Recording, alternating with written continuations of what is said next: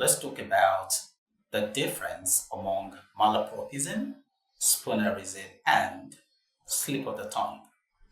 As you can see on the screen, malapropism, spoonerism, and slip of the tongue. I understand that these are words that a lot of people have problem understanding what they mean. I used to be there, particularly post secondary school, immediately post secondary school. I didn't understand, you know, the thin line that exists between, among these words. Now, when I say between, and then I corrected myself to say among, that's a clear case of slip of the tongue.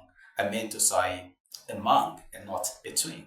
So I was trying to say that I understand that a lot of people find it difficult to understand the thin line between, the thin line among. That's the case of slip of the tongue. So what does spoonerism mean? What does slip of the tongue mean? What does malapropism mean? Let's get to it. Now, first of all, you should understand that slip of the tongue, which is what most are familiar with, is an unintentional error in speech that occurs when you use a word. When you mistakenly use a word, when you mistakenly use a wrong word in place of another. And in this case, and in the case of slip of the tongue, the audience most likely understand what you're trying to say. And at the same time, you, the speaker, it's likely they quickly pull you say back to other by making up on your mistake. For example, when I said we're talking about the difference between, the difference among um, malapropism, spoonerism, and slip of the tongue. So when I did that, I pulled myself back. When I made a mistake in speech, I was able to pull back myself.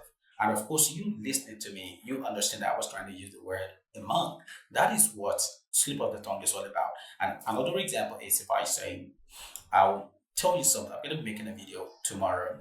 I'll be making a video yesterday. I'll be making a video, sorry, by the way, I'll be making a video tomorrow, not yesterday. So that's a slip of the tongue. I used yesterday for tomorrow. And you understand easily that I'm trying to say I'll be making a video tomorrow, and I'll be saying this and that. So slip of the tongue is a mistake in speech that often occurs when you unintentionally say something, mistakenly say something for another when you're speaking, and then you easily correct yourself. And I should mention that one of the reasons that mistake comes to the fore in the first place could be because you're so much in a haste in the course of your speech, or you're distracted, or perhaps nervous. Maybe you're just facing the camera for the first time and you're fidgeting, right? You're nervous, maybe you're camera shy, what to say. So you tend to forget all those things that you want to say, and you start picking your words, missing words, misplacing words, and all that. That's a clear case of slip of the tongue. I beg your pardon.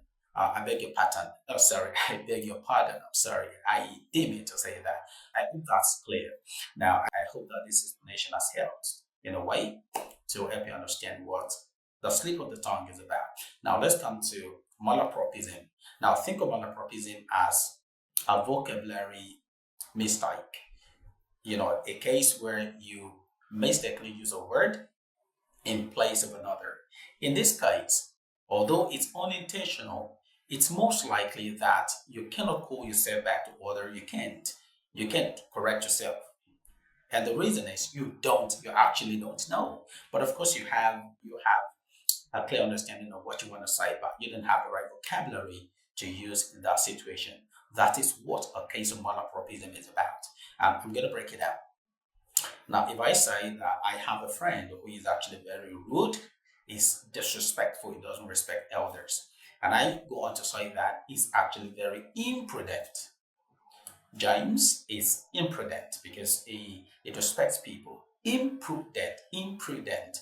The word imprudent, of course, I understand what I'm trying to say. I know I have an understanding of the subject matter that the person I'm going to talk about doesn't respect people, is very rude, but my vocabulary in the wise is wrong. Imprudent isn't the right word to use. It should have been impudent. Impudent,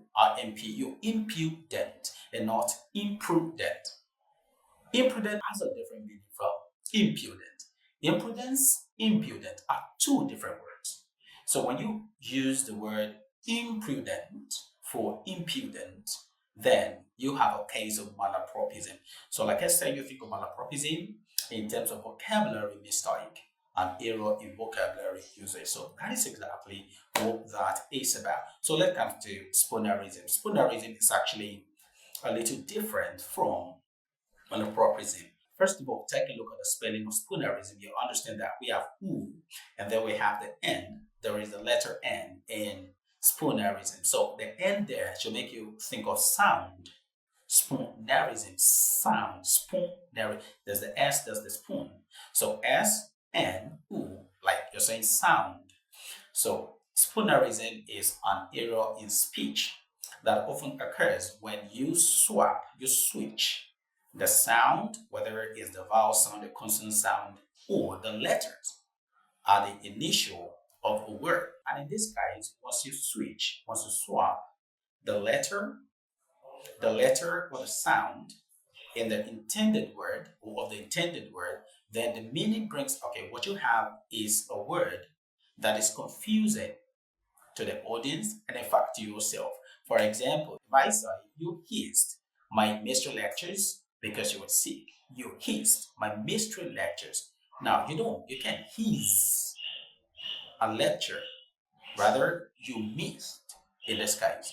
So what I actually intended to say was you missed my history lectures. So what I did was cancel out the M and replace it with H. So we have hist. And then in the case of history lectures, I canceled out the H, and then we have M and Y. So we have MY, mystery. So mystery replaced history. Hissed replaced missed. You hissed my mystery lectures yesterday because you were sick. So that is basically what Spoonerism is about. Or you're saying jelly beans for belly jeans.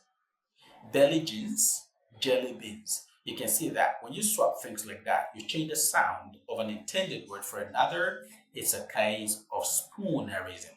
So finally, like I said, we think of Spoonerism as a switch in sound of the words you have in mind to use, while Malapropism is a vocabulary glitch, a glitch in vocabulary, a mistake in vocabulary usage. And finally, the slip of the tongue is more like a malfunctioning of the brain for a moment, wherein you can easily record yourself to make to make correction on what you've said. So that's basically about the clear-cut difference among Spoonerism, Malapropism, and slip of the tongue. If you found it really useful, kindly do well to subscribe to this channel if you haven't. Click on the like button, share this content with as many who might need it. See you next time. Remember to keep speaking right and keep writing right.